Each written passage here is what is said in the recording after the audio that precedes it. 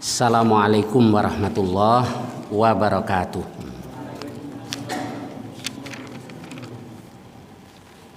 Alhamdulillahilladzi arsala rasulahu bil huda wa dinil haqq liyudhhirahu 'alad dini kullih wa kafaa billahi syahida.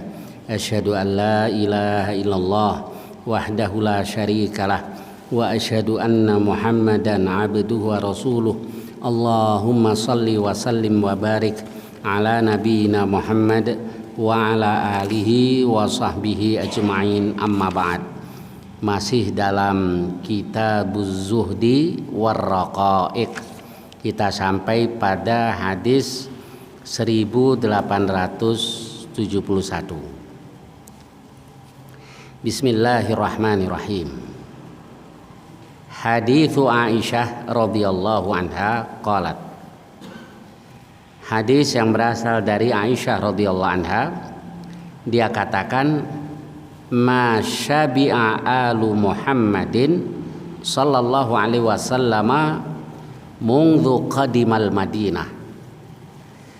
Keluarga Muhammad sallallahu alaihi wasallam semenjak datang ke Madinah tidak pernah kenyang min ta'amil bur, makanan gandum. Jadi buat orang Arab tuh kalau makan korma, karena nggak ada yang lain ya korma. Tapi yang istimewa itu gandum, albur. Gandum kan macam-macam, ada hintoh. Nah hintoh itu yang mereka anggap paling mahal lah, paling enak. Baik, jadi Aisyah katakan semenjak datang ke Madinah, keluarga Muhammad SAW tidak pernah kenyang dengan makan tepung thalathal, selama 3 malam tibaan berturut-turut, hatta qubida, sampai Nabi diambil oleh Allah Subhanahu wa ta'ala. Saya lanjutkan dulu hadis berikutnya. Hadithu Aisyah radhiyallahu anha. Hadis Aisyah radhiyallahu anha qalat, dia katakan, ma akala alu Muhammadin sallallahu alaihi wasallam aklatain fi yaumin illa ihdahuma tamar. Keluarga Muhammad tidak pernah makan 2 kali dalam 1 hari, melainkan yang satu adalah tamar, korma. Jadi belum pernah makan 2 hari lah, 2 kali dalam sehari, dua-duanya tepung. Itu belum pernah, ini selama datang ke Madinah. Lalu berikutnya hadithu Aisyah radhiyallahu anha, annaha qalat li Urwah, bahwa dia katakan kepada Urwah. Urwah itu keponakan Aisyah. Ibna ukhti, wahai keponakanku, wahai anak saudara perempuanku, in kunna lanang zuru ilal hilal, sesungguhnya kami dulu melihat ke hilal, yakni bulan sabit, ngitung tanggal lah kalau kita. Kemudian tsummal hilal, kemudian melihat hilal lagi, berarti sampai Urwah katakan thalathata ahillah fi syahrain, 3 hilal dalam 2 bulan. Jadi hilal lagi 3 kali, berarti 2 bulan. Wa ma uqidat fi abiyati Rasulillah sallallahu alaihi wasallam nar, dan tidak dinyalakan api di rumah Rasulullah sallallahu alaihi wasallam. Fakultu, aku bertanya, kata Urwah, ya khalah, wahai bibi, maka na yu'aishukum, apa yang menghidupi kalian? Qalat al aswadan. Aisyah katakan 2 yang hitam. 2 yang hitam itu adalah at-tamru wal ma, korma dan air. Jadi pernah ngalami 2 bulan nggak pernah nyala tungkunya. Nah, karena yang dimakan cuma air dan korma. Illa, kecuali annahu qad kana li Rasulillah sallallahu alaihi wasallam jiran, bahwa Rasulullah sallallahu alaihi wasallam memiliki beberapa tetangga minal ansar, dari kaum ansar.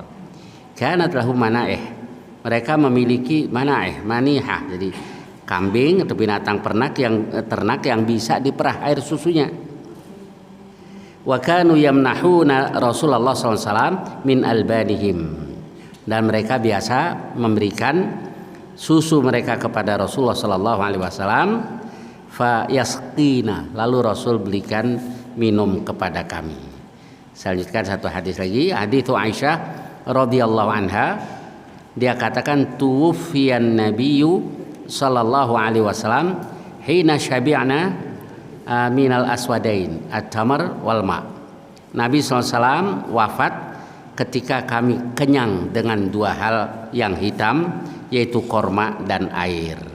Lalu hadis berikutnya yang dari Abi Hurairah radhiyallahu anhu, qal ma syabi'a alu Muhammadin sallallahu alaihi wasallam min ta'amin thalathata ayyam hatta qubida. Nabi enggak pernah, keluarga Muhammad SAW tidak pernah kenyang dengan makanan selama 3 hari. Ini enggak pernah 3 hari kenyang terus itu, hatta qubida, sampai Rasulullah SAW diambil oleh Allah, sampai Rasulullah wafat. Nah, apa yang membuat Rasulullah SAW dan kaum muhajirin menjadi fuqara?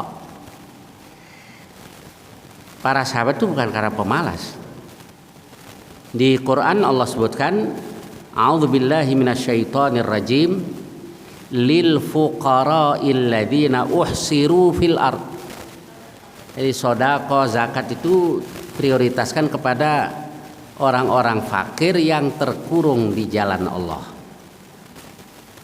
Jadi kaum muhajirin menjadi fuqara karena mereka harus meninggalkan keluarga, harta benda kalau mereka tidak masuk Islam. Di suaminya masuk Islam, istrinya nggak mau, anaknya nggak mau, ya udah tinggal hijrah, berikut hartanya. Nah, nanti bagaimana dengan rumah-rumah mereka begitu ditinggal? Itu dijual-jualin nama Abu Sufyan. Jadi mereka itu sebagai fuqara di Madinah. Lalu ada yang pinter lah, Suhaib Ar-Rumi. Suhaib ini karena pendatang, orang katakan Ar-Rumi, jadi orang Romawi, karena dia budak, dari kecil jadi budak. Kemudian pendatang biasanya kan lebih hemat lah, nggak punya saudara, nggak punya sanak famili, maka harta bendanya dijual-jualin, ditukar dengan apa? Dijual-jualin, tukar emas, perak, lalu dikubur di beberapa tempat yang ada di Mekah. Maksudnya kalau nanti Allah memberikan kemenangan, dia masih punya tabungan di Mekah. Ternyata rencananya ini diketahui oleh orang-orang musyrik. Begitu hari hanya dia keluar dari Madinah dicegat, tapi berani dia. Innakum la ta'lamun anni armakum rajulan. Kamu tahu kan kalau aku orang yang paling pandai memanah di antara kamu. Kenapa kamu cegat saya? Ji'tana su'lukan. Dulu kamu datang ke Makkah miskin, sekarang mau pergi begitu saja meninggalkan Mekah. Tunjukkan dong di mana kamu kubur harta benda kamu. Kalau saya tunjukkan, saya boleh hijrah. Boleh. Ya udah ambil deh. Di sini. Berangkat sudah ke Madinah. Sampai di Madinah langsung disambut oleh Rasulullah SAW. Nabi katakan Robihal bai'u Suhaib, Robihal bai'u Suhaib, perdaganganmu beruntung wahai Suhaib, perdaganganmu beruntung. Kenapa? Karena sudah turun ayat bahwa wa minan nas may yashri nafsah, di antara manusia ada yang jual atau korbankan dirinya karena mengharap ridha Allah Subhanahu wa taala. Nah, di antaranya adalah Suhaib Ar-Rumi. Jadi di Quran mereka ini dipuji oleh Allah. Mereka fakir bukan karena pemalas, bukan. Karena uhsiru fi sabilillah, terkurung di jalan Allah. Semua tinggal. Rasul aja waktu Fathu Makkah naik keledai bersama dengan Usama. Ya Rasul, nanti mau nginep di rumahmu yang mana? Dar itu kalau kita komplek gitu ya, tapi satu keluarga. Nah itu biasanya apa kalau saya residen tapi macam-macam ya, dari beberapa ini satu keluarga. Nah, mau nginep di rumah yang mana ya Rasul? Kata Rasul, memang disisain sama si Thalib. Emang disisain sama si Thalib. Kenapa? Karena Abdul Muttalib hartanya semua yang mewarisi Abu Thalib, karena dia anak paling tua. Nah itu tradisi jahiliyah begitu, anak lelaki yang tertua. Abu Thalib anak yang paling tua, Thalib udah dijual-jualin sama dia. Begitu datang ke Mekah ya sudah habis. Jadi bukan hanya Rasul yang kayak gitu ya, Rasul dan para sahabat radhiyallahu anhum, kaum muhajirin habis hartanya. Maka la yastati'una darban fil ard, mereka tidak mampu cari nafkah di muka bumi. Jadi bukan karena malas, karena habis waktunya untuk jihad. Tapi sungguh pun begitu, mereka punya sikap perwira. Yahsabuhumul jahilu aghniya minat ta'affuf, orang yang tidak tahu mengira mereka itu kaya karena ta'affuf, mereka jaga diri. La yas'alunan nasa ilhafa, kalau terpaksa harus minta tapi mintanya nggak nyecar, nggak dikasih ya sudah. Nah itulah kaum muhajirin. Dua-duanya di Quran itu dipuji oleh Allah. Muhajirin dipuji, Ansar juga dipuji. Dan nggak ada lah apa orang yang kayak orang, gampangnya kalau istilah sekarang pribumi itu, yang menyambut pendatang begitu baik. Bahkan Allah katakan wa yu'thiruna ala anfusihim, mereka lebih mengutamakan muhajirin daripada diri mereka sendiri. Baik ini kaum muhajirin, orang yang seperti itu. Jadi la yas'aluna nasa ilhafa, nggak minta-minta. Bahkan Abu Hurairah katakan, orang-orang Arab Badui kalau datang ke Madinah melihat fuqaraul muhajirin yang ditampung di poskonya yaitu Masjid Nabawi, serambi Masjid Nabi, maka mereka dikenal dengan Ahlus Suffah, penghuni serambi. Nah kalau mereka melihat Ahlus Suffah ini, mereka katakan haulai majanin, itu orang-orang gila tuh. Karena pakaian mereka sangat sederhana. Jadi kenapa hijrah bisa menghapus semua dosa? Ternyata tidak mudah menjadi muhajir. Kelihatannya kan cuma kayak kita transmigrasi, beda pergi membawa akidah tadi, hidup sebagai fuqara. Nah itu kan ada 3 hal yang menghapus dosa. Itu ketika Amr bin As mau berbaiat ke Rasul, mau masuk Islam. Ya Rasul, ulurkan tangan. Rasul sudah ulurkan tangannya, dia nggak jadi, ditarik lagi. Malah kayak Amr. Kenapa engkau wahai Amr? Dia katakan inni uridu an ashtarit. Saya pengen minta syarat ya Rasul. Tashtaritu bimada? Apa syarat yang kau inginkan? Ayyaghfirallahu li, Allah mengampuni untukku dosa-dosaku. Lalu Nabi katakan, apa engkau tidak tahu? Keislaman seseorang itu membuat dosanya habis, diampuni Allah. Nanti kalau kita lihat di hadis lain, asal jadi muslim yang benar, muslim yang baik. Kalau masuk Islam doang ya enggak, kan banyak juga kan masuk Islam karena nikah.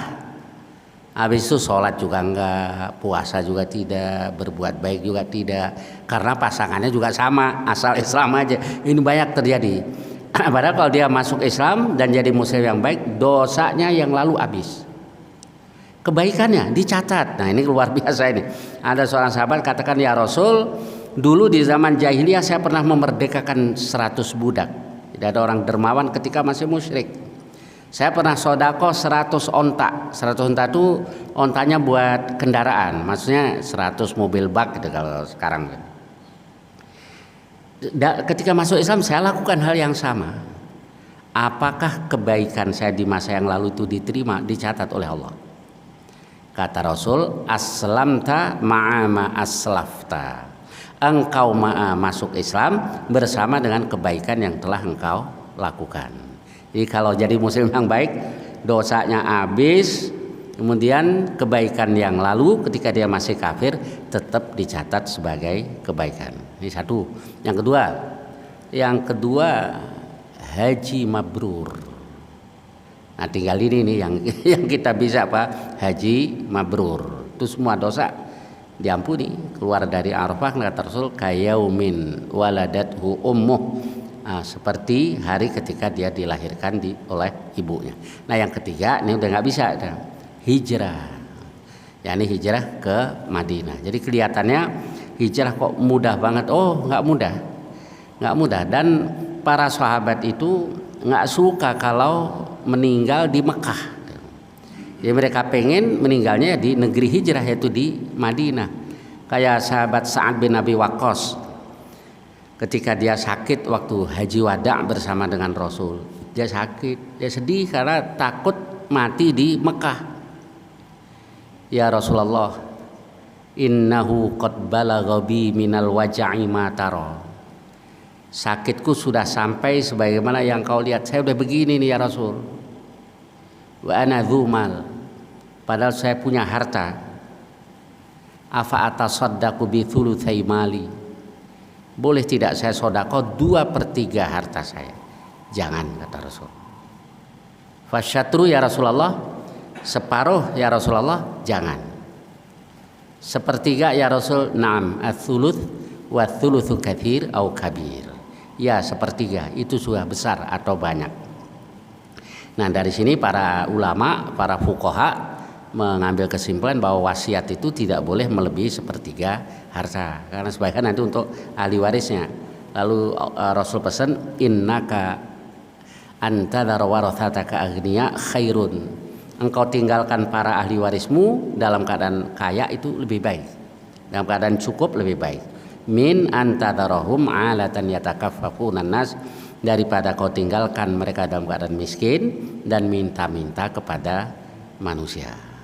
Di itu isyarah dari Rasul. Enggak, kamu enggak mati sekarang, masih hidup lama. Karena waktu itu yang dia punya satu ahli waris anak perempuan. Nah, tapi Nabi katakan engkau tinggalkan plural situ apa? Warathatak, para ahli warismu. Di syarat nanti masih punya ahli waris banyak. Dan ternyata benar. Dia sembuh dan hidup lama dan banyak membawa manfaat untuk umat Islam. Nah di saat itu Nabi berdoa itu, Allahumma amdi li ashabi hijratahum. Ya Allah, jalankan terus untuk para sahabatku ini hijrah mereka. Maksudnya jangan sampai mati di Mekah. Jadi Nabi doakan. Jadi ada seorang sahabat yang meninggalnya di Mekah. Nah, dia ada keperluan dia ke Mekah dan sudah dilarang jangan, tapi dia maksa mati di Mekah. Ini yang sangat disayangkan oleh Rasulullah SAW, yaitu Sa'ad bin Khawlah. Jadi sahabat ya semuanya pengen matinya di negeri hijrah. Nah inilah 3 amalan yang membuat semua dosanya diampuni oleh Allah Subhanahu wa ta'ala. Maka kalau kita sampai menjelekkan sahabat, ini sangat tidak tahu diri. Kebaikan kita nggak ada apa-apanya dibanding dengan para sahabat radhiyallahu anhum. Sampai Nabi katakan la tasubbu ashabi, jangan kamu mencela para sahabatku. Kamu sedekah sebesar gunung Uhud, masih besar pahala mereka sedekah 1 sa', seukuran zakat fitrah. Lalu para ulama bahas kenapa? Karena mereka sedekah fi sa'atil usrah, dalam keadaan susah. Jadi kayak di hadis tadi, keluarga Rasul aja nggak pernah 3 hari kenyang dengan tepung. Nah ini keluarga Rasul, yang lain juga sama. Nah, dan kok Rasul manusia yang terbaik. Nah, para manusia yang menjadi nabi itu kan pilihan. Innallaha astafa Adam wa Nuhan dan seterusnya itu. Allah pilih Adam, Nuh. Jadi makhluk pilihan itu nabi. Di antara para nabi yang lebih mulia Rasul. Kalau Rasul kan pasti nabi. Dari para rasul yang paling utama ulul azmi, itu yang cobaannya berat-berat, termasuk Rasulullah SAW.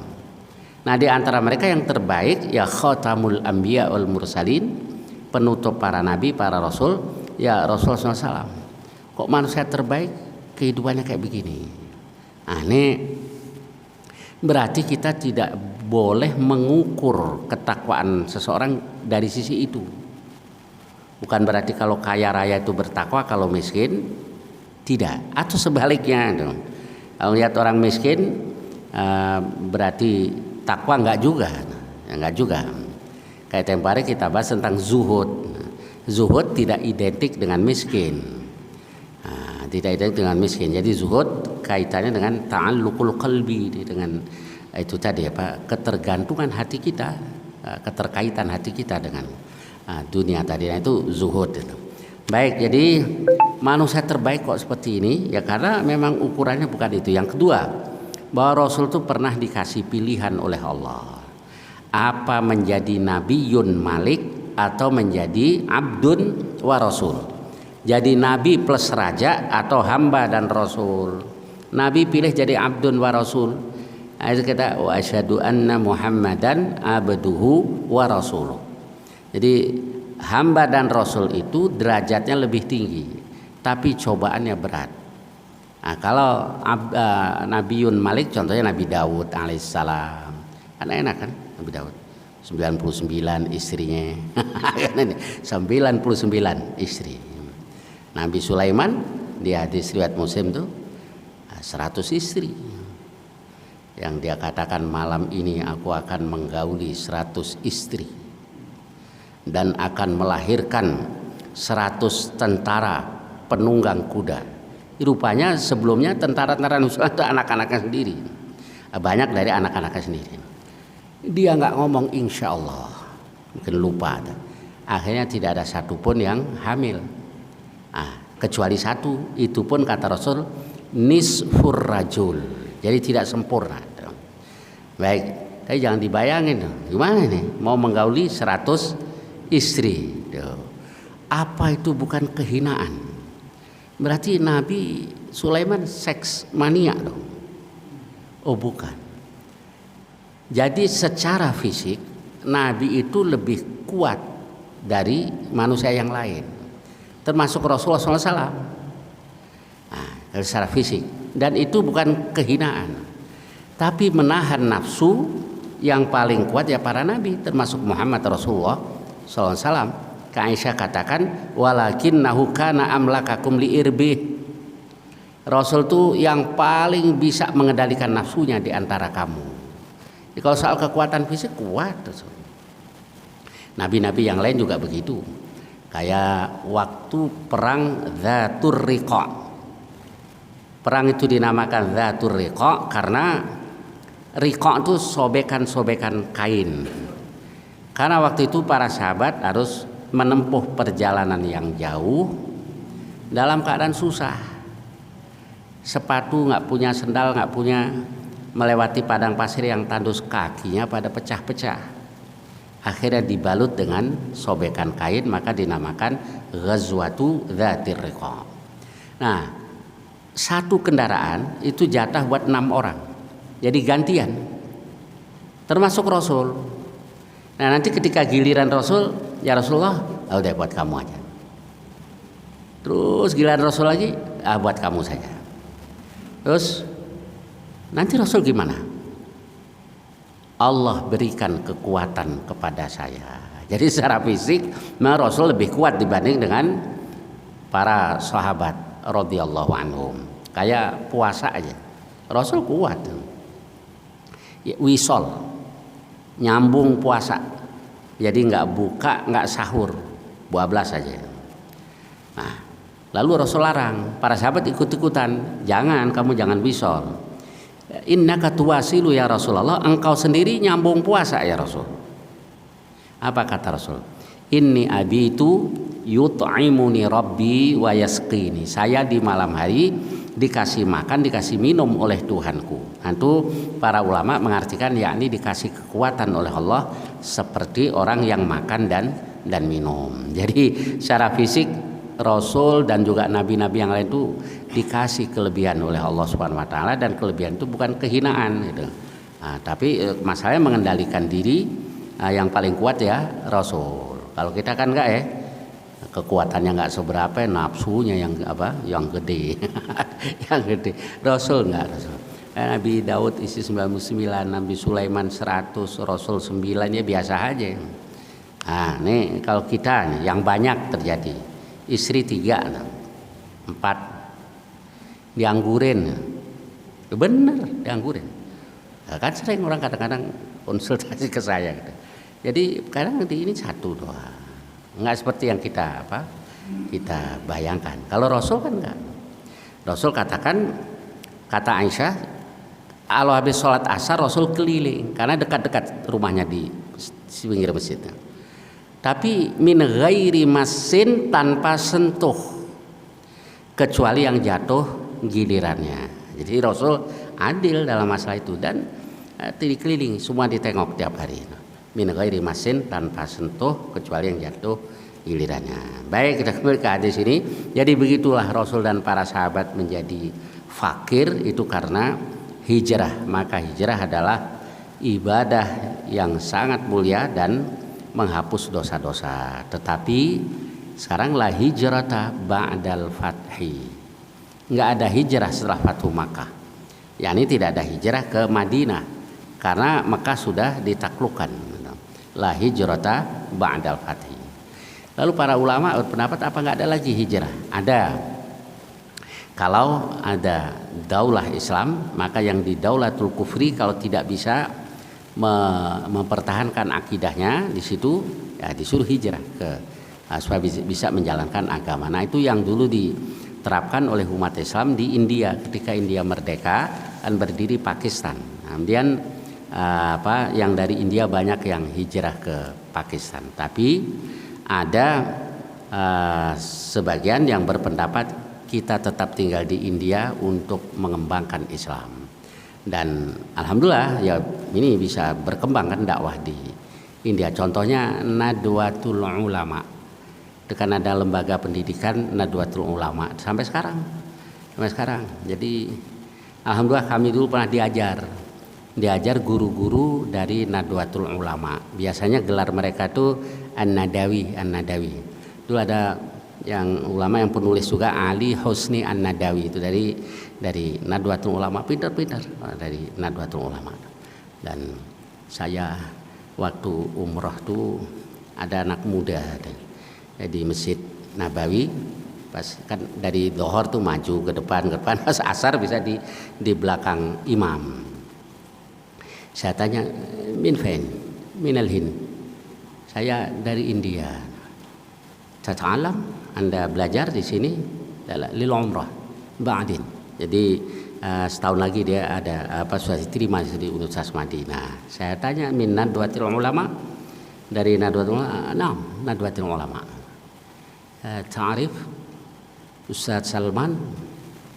Dibilang Maulana Salman. Kalau Maulana itu kita kan Syekh udah profesor itulah, Profesor Salman. Jadi itu guru kami dulu diantaranya itu dari Salman. Nah ini ternyata dia muridnya.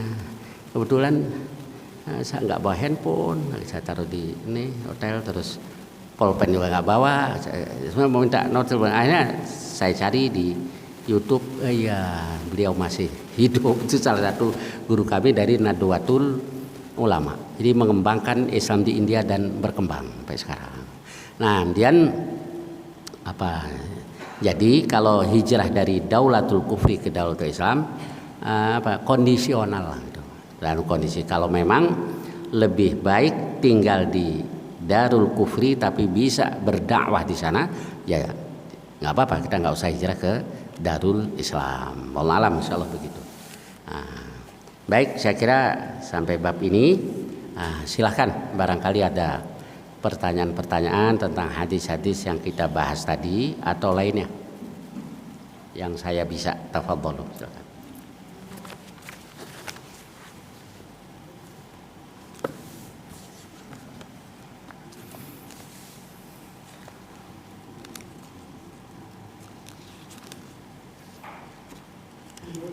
Fadhal, silakan Pak Ji.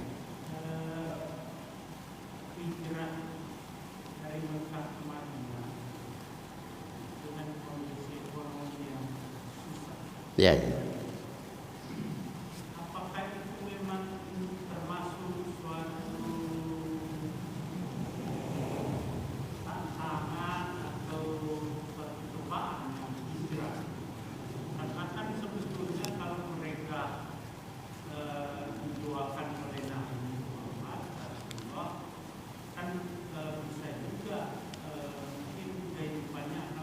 lebih baik ya, ya. Ya betul. Jadi Nabi katakan Madinah itu kayak pandai besi itu, perapian itu kan bisa membersihkan karat-karat tadi. Jadi kalau nggak kuat bener, jadi itu kayak ujian lah, ujian. Nggak kuat. Jadi dulu ada menjelang hijrah ada seseorang datang kepada Rasul.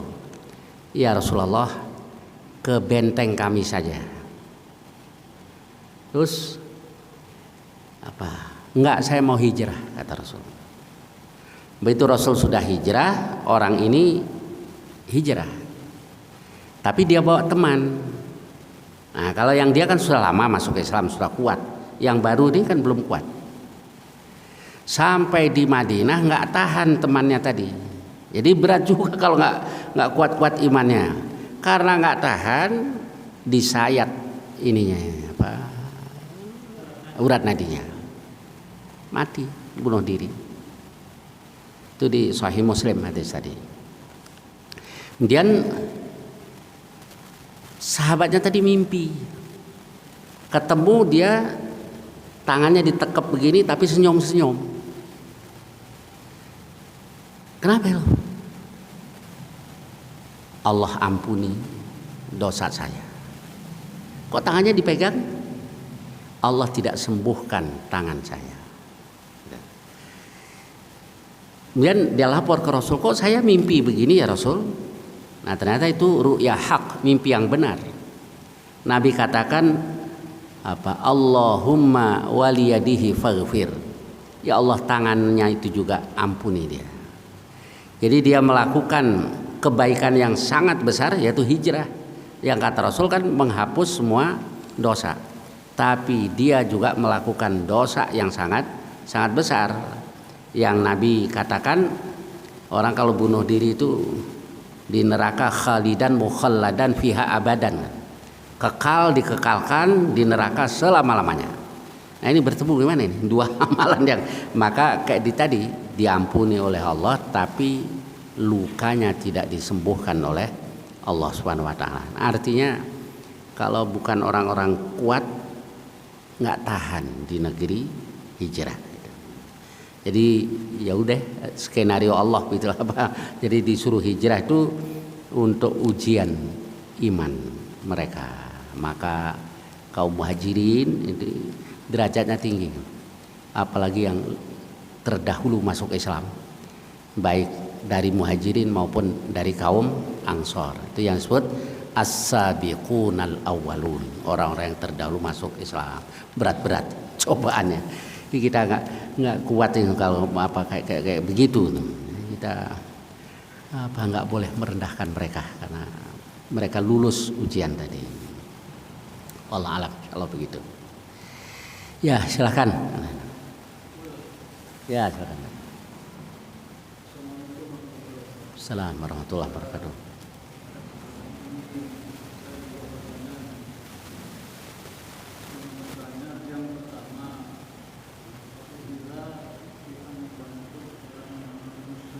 Ya. Yang non muslim gimana? Iya. Ya.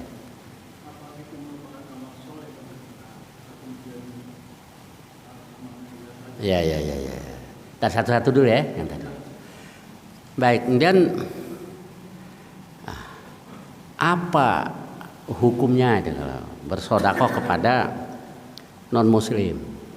Di surah Al-Mumtahanah la yanhakumullah, Allah tidak melarang kamu terhadap orang-orang yang tidak memerangi kamu fiddin dan tidak mengusir kamu dari kampung halaman kamu, antabarruhum wa tuqsitu ilaihim, untuk berbuat baik dan berbuat adil terhadap mereka. Jadi terhadap orang-orang non muslim yang tidak memerangi umat Islam, di ayat tadi Allah katakan la yanhakumullah, Allah tidak larang untuk berbuat baik. Kemudian apa? Dapat pahala. Di ayat tadi kan cuma la yanhakumullah gitu ya.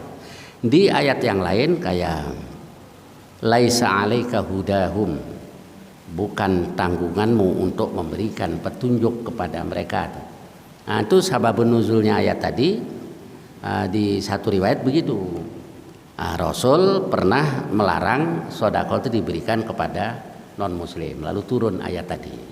Berarti ya boleh dan tetap dianjurkan berbuat baik kepada siapapun dalam hal tadi, asal non muslim tadi yang tidak memerangi umat Islam boleh. Tapi dalam urusan dunia, kalau urusan agama ya lakum dinukum waliyadi.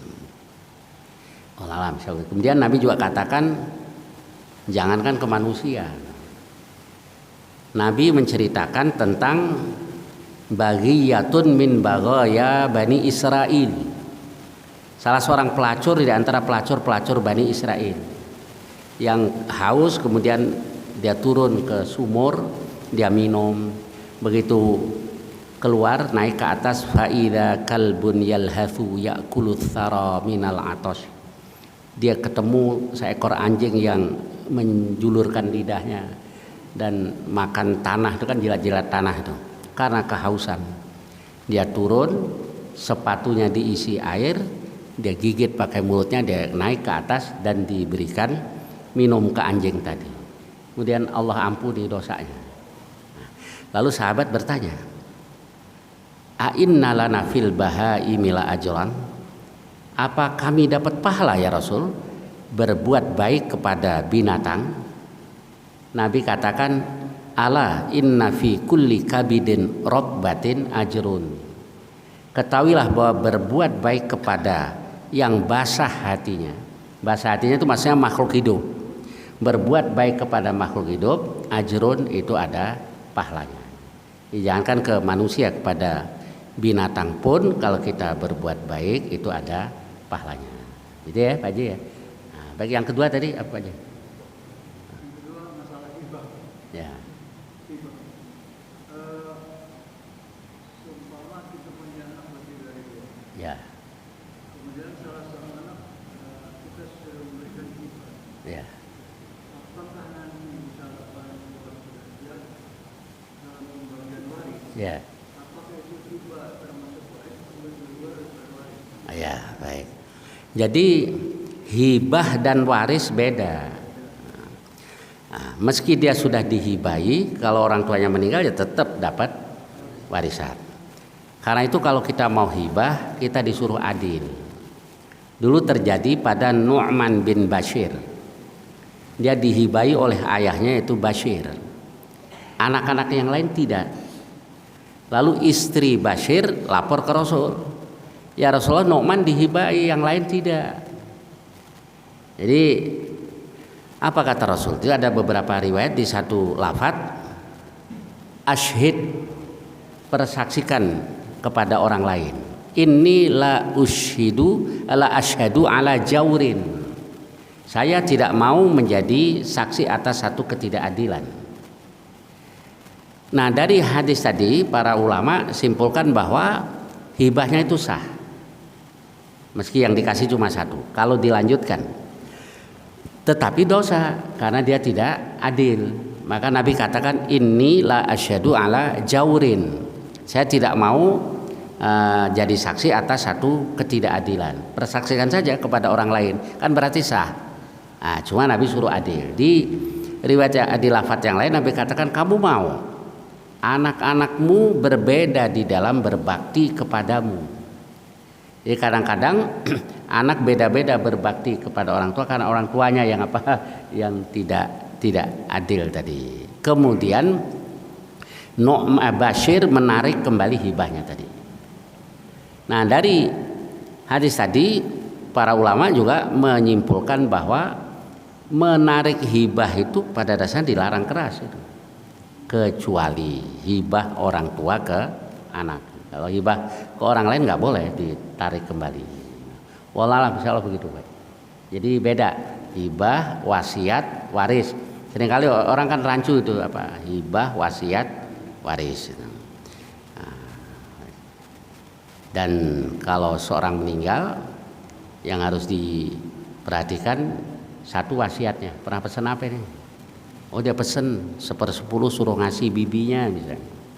Nah itu dulu. Kemudian hutangnya. Maka mim ba'di wasiyati yusal biha audain. Sesudah wasiat yang diwasiatkan atau hutang baru dibagi secara hukum waris sebagaimana yang ada dalam surah An-Nisa. Ya. Silakan yang lain.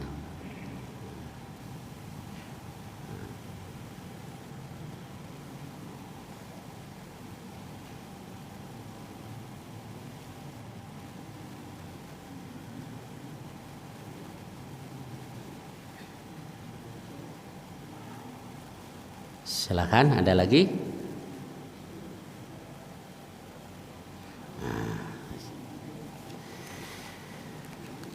Baik, kalau tidak ada sampai di sini mudah-mudahan banyak manfaatnya. Wassallallahu ala nabiyyina Muhammad wa ala alihi wa sahbihi wasallam.